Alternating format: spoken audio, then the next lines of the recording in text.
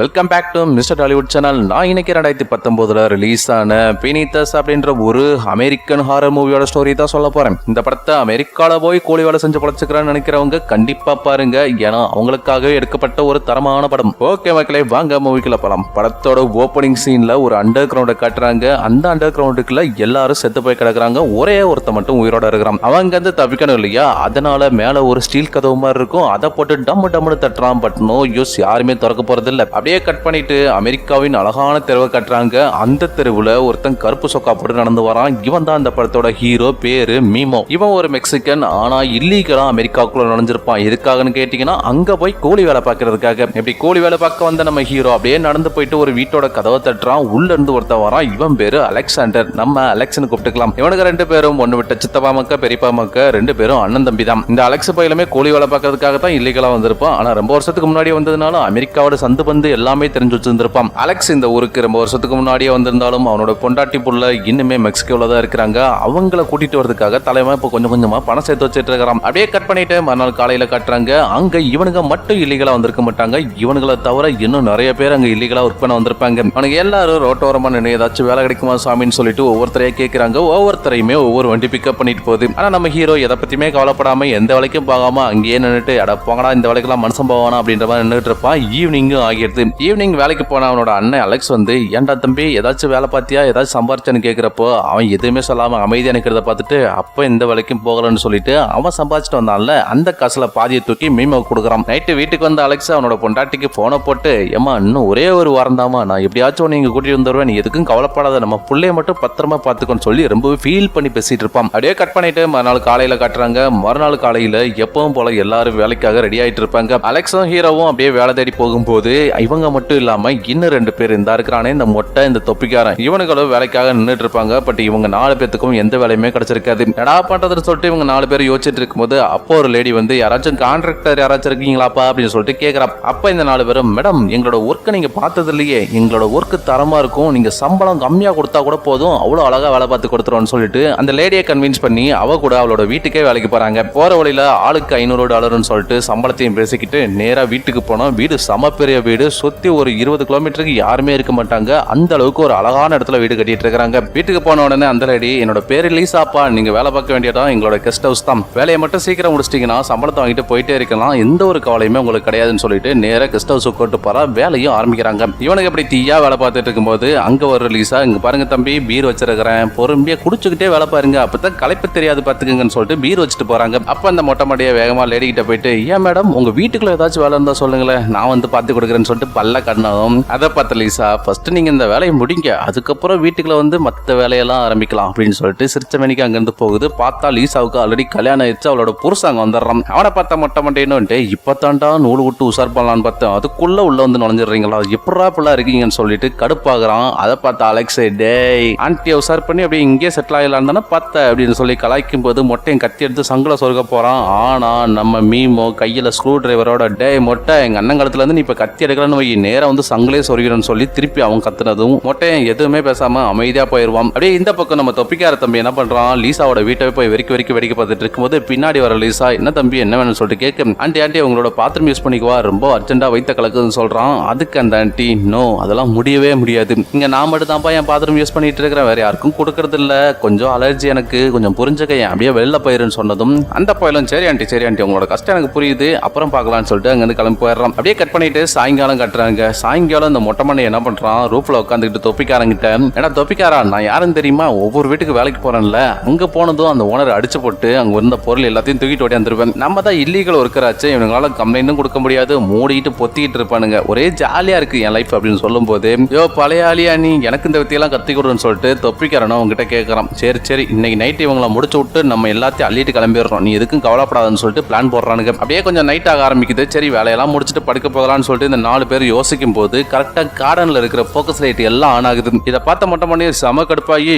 என்னடா இவனுக்கு வேலைக்கு வந்து நினைச்சாங்களா இல்ல அடிமையா இருக்குன்னு நினைச்சாங்களா, இருக்கட்டும் இன்னும் கொஞ்ச நேரம் தான், எல்லாம் தூங்கினதுக்கு அப்புறம் அவனுங்களை போய் போட்டு தள்ளிட்டு மொத்தத்தை அழுட்டு இங்க வந்து ஓடுறோம், அதான் பிளான்னு சொல்லிட்டு அப்படியே மொட்டையன் தூங்க போயிடுறான். இவனை பார்த்து மத்த எல்லாரும் தூங்கிடுறானுங்க. அப்போ அங்க வர லீசா அவங்க மேல எல்லாம் தண்ணி அடிச்சு விட்டுட்டு, ஏன்டா வேலைக்கார நாய்ங்களா, சொன்னபடி $500 உங்களுக்கு சம்பளம் வேணும்னா விடிய வேலை பார்க்குறீங்க, விடிஞ்சு வேலை பார்க்குறீங்க, அவனை எவனாச்சும் வேலை பார்க்காம தூங்குனீங்க, இப்ப பச்சை தண்ணி கொண்டு வந்து அடிச்சிருக்கிறேன், அடுத்து வெண்ணி தண்ணி வந்து மூஞ்சில ஊத்திரும் பாத்துக்கன்னு சொல்லி திட்டாங்க வந்து போயிருவான். இவனுங்களும் விடிய விடிய வேலை பாக்குறானுங்க, விடிஞ்சு வேலை பாக்குறானுங்க. விடிஞ்சதுக்கு அப்புறம் ரொம்பவே டயர்ட் ஆயிடுறானுங்க. காலையில வேலை பார்த்துக்கிட்டு இருந்த ஹீரோ எல்லாத்தையும் சுத்தி பார்த்துட்டு என்ன பொழப்பு இது, நம்ம நாட்டுல ராஜா பகதூர் மாதிரி சுத்திக்கிட்டு இருந்த என்னையை கூட்டு வந்து இங்க கூலி வேலை பார்க்க விட்டாங்களேன்ற மாதிரி பார்த்துட்டு இருக்கும்போது இந்த லீசாவோட புருஷன் அங்கிருந்து அப்படியே சொகுசான கார்ல ஜாலியா போறான். அவன் போனதும் கேட்டு ஆட்டோமேட்டிக்கா க்ளோஸ் ஆகுறத பத்தி ஹீரோ ஆஹா ரிமோட் கண்ட்ரோல் கேட்லாம் வச்சிருக்காங்க, பக்கத்துல போய் பார்த்துட்டு வரலான்னு சொல்லிட்டு பக்கத்துல போயிட்டு அப்படியே பக்கத்துல அந்த வேலியில கை வைக்கிறான். வேலி ஃபுல்லா கரண்ட் ஷாக் வச்சிருப்பாங்க. சமாட்டி கையே உருன்னு ஆயிரும். இதை பார்த்த ஹீரோ ஐயோ தேவையில்லாம ஜெயில் மாதிரி ஒரு இடத்துல வந்து மாட்டிக்கிட்டோன்ற மாதிரி யோசிச்சுட்டு இருக்கும்போது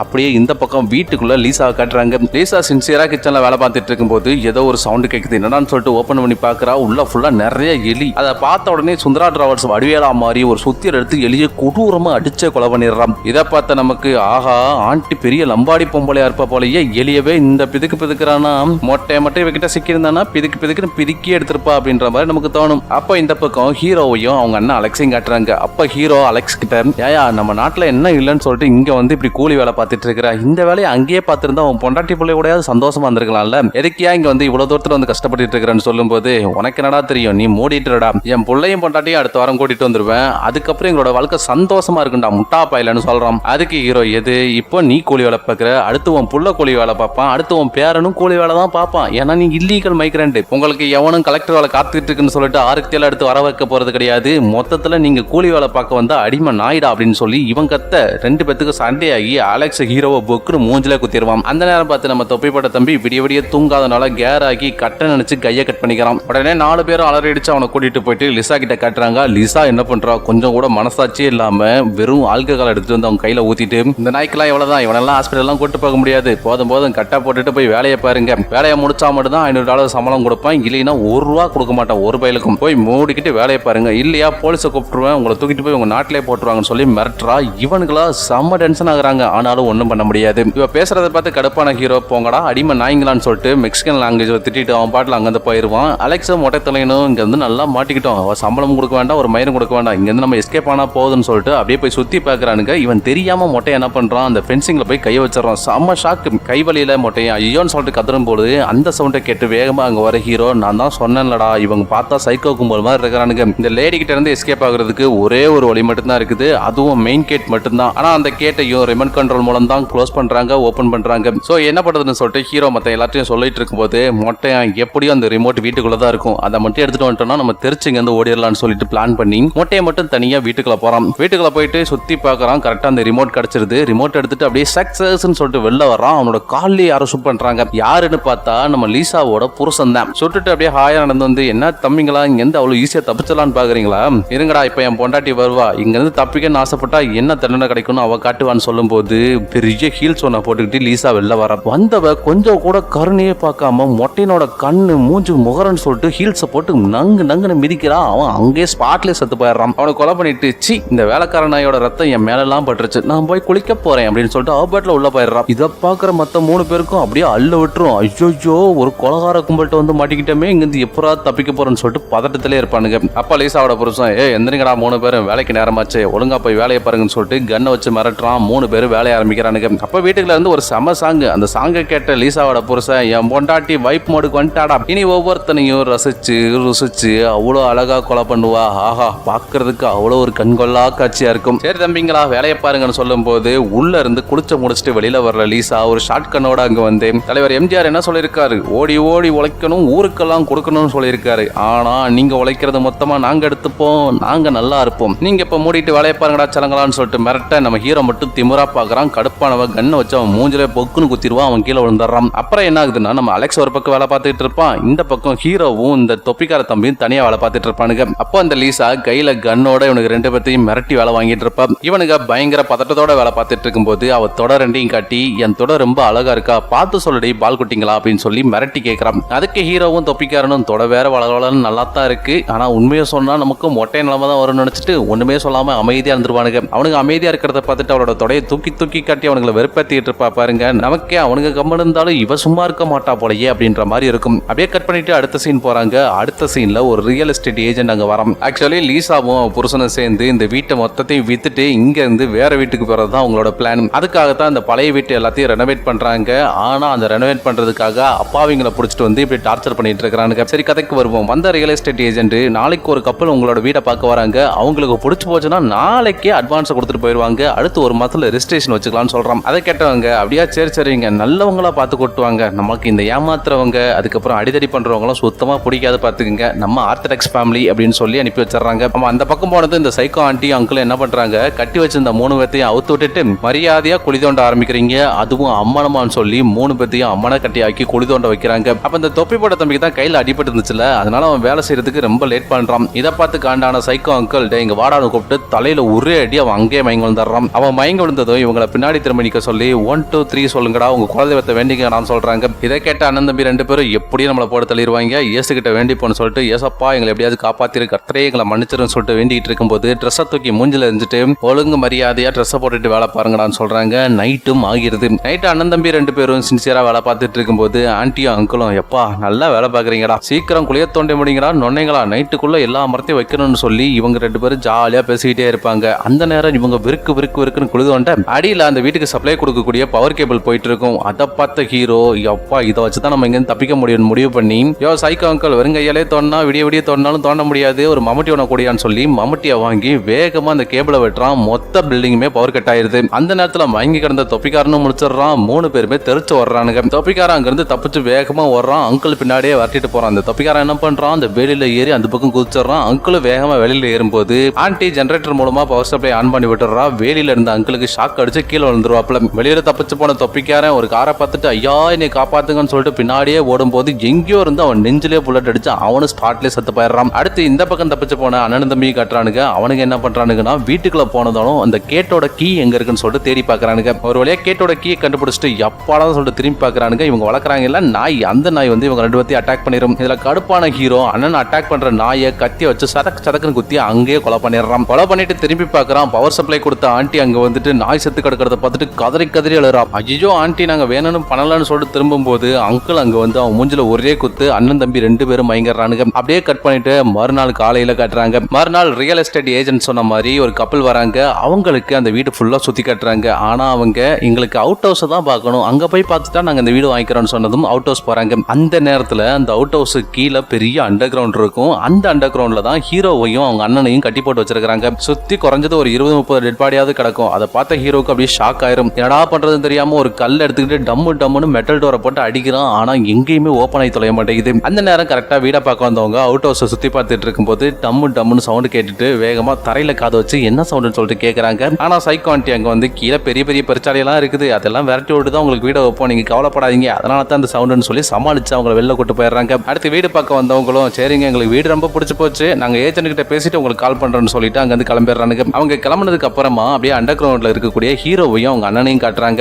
அவங்க கிறங்கி போய் படுத்திருக்கும் போது ஹீரோவோட கண்ணத்துல ஒரு தண்ணீர் துளி வந்து உழுவுது. அதை தொட்டு பார்த்ததுமே இது எங்கந்திரா வந்துச்சுன்னு சொல்லிட்டு பாக்குறான். மேல இருந்து ஓட்ட வழியா தண்ணீர்லாம் சொட்டுன்னு உள்ள ஆரம்பிக்குது. உடனே ஒரு கத்தி எண்ணெய் எடுத்துக்கிட்டு வேகமா அதை குத்தி அண்ணன் தம்பி 2 பேரும் மேல வந்துடுறாங்க. மேல வந்த ஹீரோ அவனோட அண்ணன் கால்ல நாய் கடிச்சு நடக்க முடியாம இருக்கிறதுனால டே அண்ணா நீ இங்கே இரு, நான் வெளியில போயிட்டு ஆளுகளை கூட்டு வந்துடுறேன்னு சொல்லிட்டு அவனை அங்கேயே விட்டுட்டு இவன் மட்டும் தப்பிச்சு போறான். கரெக்டா இவன் வெளியில போகும்போது ஒரு கார் ஒண்ணு உள்ள வருது. அந்த கேப்பை யூஸ் பண்ணிட்டு இவன் கேட் வழியா எஸ்கேப் ஆயிடுறான். அங்க இருந்து எஸ்கேப் ஆன ஹீரோ வேகமா ஓடியாந்து ஒரு வீட்டோட கதவை தட்டி யாராச்சும் இருக்கீங்களா ஹெல்ப் பண்ணுங்கன்னு சொல்லிட்டு கேட்கறான். ஆனா யாருமே வர மாட்டாங்க. அதனால அந்த வீட்டுக்குள்ள போய் பார்க்கலாம்னு சொல்லிட்டு வீட்டுக்குள்ள போனான். அந்த வீட்டோட ஓனர் இவன் யாரு என்னங்கிற கேள்வியே கேட்காம அவனை இமிடியேட்டா ஷூட் பண்ணி கொலை பண்ணிடுறான். அப்படியே இந்த பக்கம் ஹீரோவோட அண்ணனை கட்டுறாங்க. அவனை சைக்கோ அங்கிளும் ஆண்டியும் சேர்ந்து சேர்ல கட்டி வச்சு அடின்னு அடிச்சுட்டு உன்னை உயிரோட கொளுத்த போறேன், அதுக்கு நீ ஃபர்ஸ்ட் மண்ணெண்ணையை குடிக்கணும், இந்த கொஞ்சம் வாயை தோறன்னு சொல்லி ஒரு புனல வாயில விட்டு மண்ணெண்ணெய் அப்படியே கொடன்னு ஊத்துறானுங்க. அவனும் குடிச்சு அப்படியே செத்தும் போயிடுறான். அப்பாட செத்துட்டாங்க, எல்லாத்தையும் கொண்டாச்சுன்னு சொல்லிட்டு நிம்மதியோட சைக்கோ அங்கிளும் ஆண்டியும் கிஸ் அடிச்சுட்டு ஆண்டி அப்படியே அந்த செத்து போன டெட் பாடி கிட்ட போறா. ஆனா அவன் சாகாம பொழிச்சுன்னு மூஞ்சிலே மண்ணெண்ணெய் துப்பிடுவான். இதனால அருவருப்பான ஆண்டி அங்கிருந்து ஓடிடும். அங்கிள் என்ன பண்றாரு, ஒரு கத்தி எடுத்து அவனோட நெஞ்சில சதக்குன்னு குத்தி விளாண்டுட்டு அவனை நான் வித்தியாசமா கொலை பண்றேன்னு சொல்லிட்டு அந்த பக்கம் போறதுக்குள்ள அலெக்ஸ் என்ன பண்றான், அங்க இருக்கக்கூடிய அண்டர் கிரவுண்ட்ல விழுந்துடுறான். அடே நீ எங்கிட்டு போனாலும் உன்னை விட மாட்டேன்டா அந்த வரேன்னு சொல்லிட்டு அங்கிளும் பின்னாடியே அண்டர் கிரவுண்டுக்கு போறாரு. உள்ள நிறைய டெட் பாடி கிடக்கிறதுனால இந்த அலெக்ஸ் பாய் எங்க இருக்கிறான்னு சொல்லி கண்டுபிடிக்க முடியாம அங்கிள் தேடி அலையும் போது அங்க கீழே ஒரு கத்தி கிடக்கிறத பார்த்த அலெக்ஸ் அங்கிளோட கழுத்து அந்த கத்தி வச்சு ஒரே அங்கிள் ஸ்பாட்லயே செத்து போயிடுறான். அவன் கழுத்து அறுத்ததுக்கு அப்புறமா மேல வந்து கார்ல இருந்த ரிமோட்டை எடுத்துக்கிட்டு நேரா கேட்டுக்கிட்ட போறான். ஆனா இவனுக்கு போகிறதுக்கு மனசு வராது. ஏன் சொல்லுங்க, சைக்கோ ஆண்டி இன்னும் வீட்டுக்குள்ளதான் இருக்கிறா, அவளை போய் கொலை பண்றதுக்காக நேரா வீட்டுக்குள்ள போறான். வீட்டுக்குள்ள போன ஆண்டி அவரோட மூஞ்ச கழுவிட்டு இருக்கும் போது அவுட் ஹவுஸ் தீ பிடிச்சி எரியுது. அதை பார்த்த ஆண்டி பதறி போய் வெளியில ஓடி வந்துட்டு என் புருஷன் எங்க போனானோ ஐயோ என்னாச்சுன்னு சொல்லிட்டு கதறி கதறி அழறான். அழுத முடிச்சுட்டு திரும்பி வீட்டுக்குள்ள போறா. வீட்டுக்குள்ள போய் பார்த்தா பொருள் எல்லாம் உடஞ்சு கிடக்குது. வீட்டு ஃபுல்லா ரத்தமா இருக்குது. அந்த ரத்தக்கரையை ஃபாலோ பண்ணிட்டே மேல போறா. மேல போனா இவளோட பெட் தீ பிடிச்சிருந்துட்டு இருக்குது.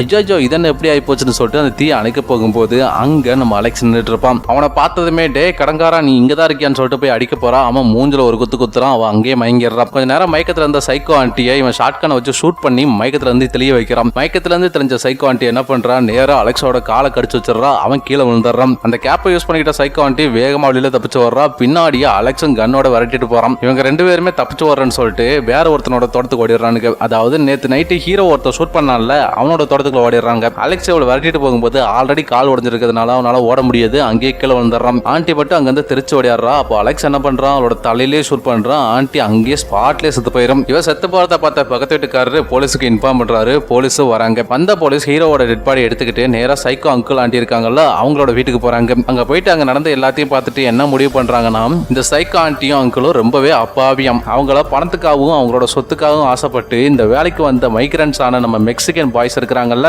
அவங்க கொலை பண்ணிட்டதா சொல்லி கேஸை முடிச்சு விட்டுறாங்க. அடுத்து அப்படியே கட் பண்ணிட்டு சில மாதங்களுக்கு பிறகு நம்ம அலெக்ஸா காட்டுறாங்க. அவன் இப்ப கையில நிறைய பணத்தோட ஒரு ஏஜென்ட போய் பார்க்கறான். எதுக்காகன்னு கேட்டீங்கன்னா அவனோட பொண்டாட்டியையும் பையனையும் இல்லீகலா அமெரிக்காவுக்குள்ள கூட்டிட்டு வரதுக்காக இந்த அமௌண்ட் போய் கொடுப்பான். அவங்களும் படத்தை வாங்கிட்டு சரிப்பா கூட்டி வந்துடலாம்னு சொல்றாங்க. அப்படியே ஒரு வாய்ஸ் ஓவர் வருது. இந்த மாதிரி எக்கச்சக்கமான சம்பவங்கள் நடந்ததுக்கு அப்புறமா கவர்மெண்டே ஒரு புதுசா ஒரு சட்டத்தையே போட்டுறாங்க. அது என்ன சட்டம் அப்படின்னு கேட்டீங்கன்னா, இந்த மாதிரி இல்லீகலா மைக்ரன்ஸா வர்றவங்களுக்கு அந்தந்த ஸ்டேட் நினைச்சா இந்த மாதிரி இல்லீகல் ஒர்க்கர்ஸுக்கு கூட வேலை கொடுக்கலாம் அப்படிங்கிற ஒரு சட்டத்தையே கொண்டு வந்திருக்காங்க. இந்த படத்துல மொத்த தப்பையுமே பண்ணது சைக்கோ ஆண்டியும் அங்கிள் தான். ஆனா கடைசியில் அக்யூஸ்ட் யாருன்னா நம்ம அலெக்ஸ் தான். அவர் தான் மக்களை படம் முடிஞ்சது. நாளைக்கு ஒரு நல்ல மூவியோட வந்து உங்களை சந்திக்கிறேன். நன்றி, வணக்கம்.